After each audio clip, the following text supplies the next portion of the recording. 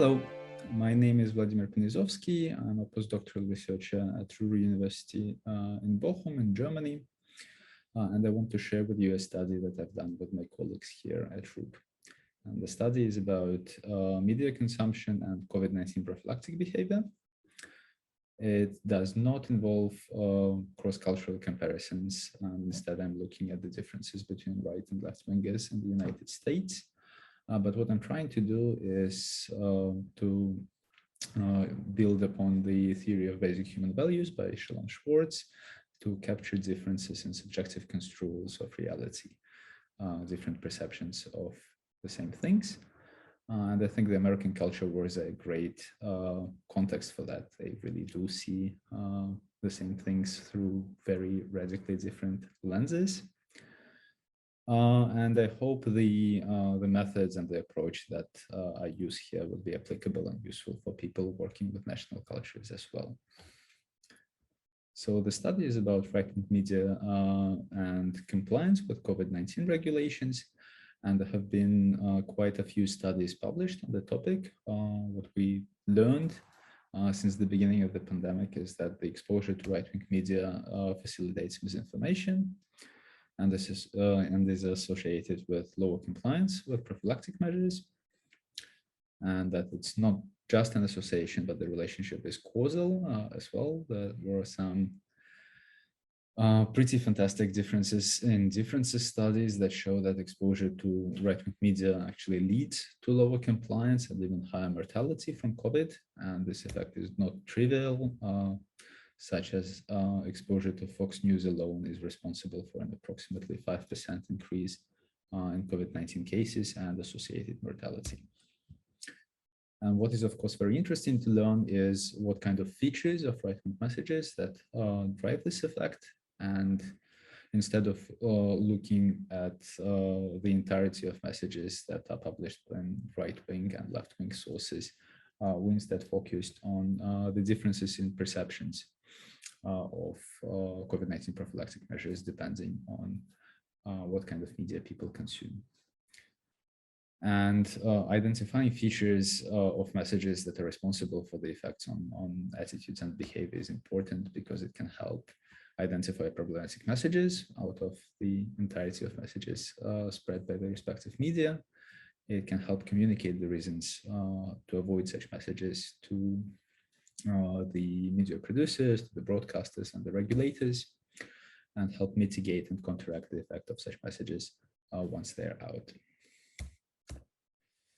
So the question of this study is, how do people's beliefs about prophylactic measures vary alongside the exposure to right-wing media and left-wing media? And the theoretical background of the study begins at the theory of basic human values as proposed by Shalom Schwartz. And I will recap it very briefly. In the theory, values are theorized to be these beliefs about desirable end goals, such as security and benevolence or kindness, personal achievement. They serve as criteria for selection and evaluation of behaviors. So in this way, they're motivationally relevant beliefs. They're trans-situational, so that the single value can affect behaviors across different situations, and they're ordered by relative importance. So people in general find all the values important, but for some people, for example, benevolence is more important than achievement, and for other people, it is vice versa. Now, values are theorized to affect behavior because behavior has consequences for values. And what we're arguing is that perceived consequences of behavior for values may differ, such as there can be people who believe that vaccination may prevent harm addressed to them, linking the behavior, vaccination to the value security in a positive way.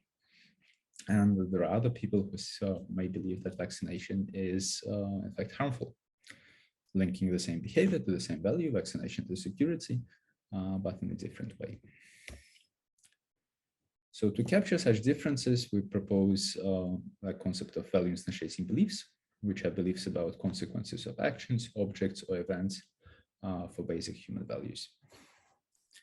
And it sounds pretty abstract, but these are very simple kind of beliefs. And examples of them are sharing toys is kind, Donald Trump is a dangerous man, or electric cars help the environment.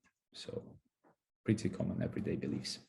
And the structure of them is such that there is an object, in this case, a behavior of sharing toys, and it has beliefs about consequences for values associated with it. So sharing toys is kind, so it has positive consequences for the value of benevolence.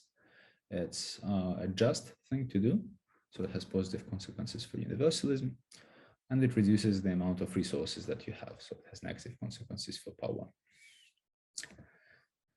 And to measure differences in such beliefs, we developed a questionnaire that would look exactly like this. It would start with a prompt. So for example, if I threw a cigarette butt on the ground, that would have either positive or negative consequences for the value. In this case, the value is a universalist nature, and people would indicate with a check mark a belief that they would most agree with. And we would do it for all the values that are covered in the theory of basic human values. So security, tradition, universalism, benevolence, and so on. And the design of this particular study looked like this. We hypothesized that exposure to right-wing media and left-wing media would contribute to these beliefs about consequences of prophylactic behaviors for basic human values, which would then affect attitudes and in return behavior. And we did this for 2 prophylactic behaviors that were recommended by the CDC in mid-2020, washing hands and staying home. The sample in the study was 550 MTOC participants, a little bit skewed on the male side, with a good range of age and political representation. The hypothesis that we pre-registered was that the value instantiating beliefs would mediate the relationship between exposure to right-wing media and the behavior. It was a survey, and we analyzed it with a couple of series of structural equation models with individual level and state level controls. Okay, so here are the results of the structural equation model predicting the behavior staying home. Exposure to right-wing media was associated with different and overall less positive perceived consequences for the behavior. And some, but only some, of these perceived consequences were relevant for the attitude. And the attitude, of course, predicted the behavior. And what I find most interesting in these results is that we were able to identify motivationally relevant beliefs, not all of which we could guess a priori. Some we could.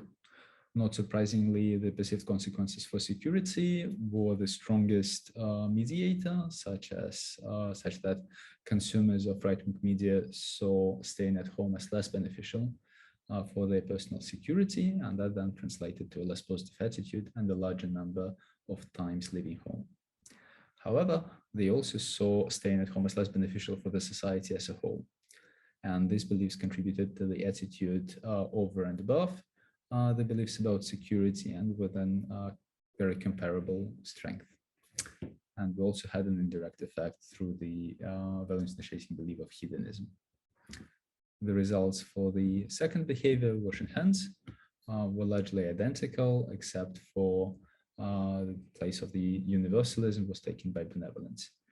So the people who consumed right-wing media thought that washing hands had less positive consequences for the close ones, and that then affected the attitude. We also compared the model with a model using more traditional mediators, such as perceived efficacy, and the perceived efficacy worked well for staying at home, but didn't work at all for washing hands. So what have we learned? We saw that VIBs capture differences in what the action actually means to participants, what kind of consequences would this behavior bring for the evolutionarily significant needs.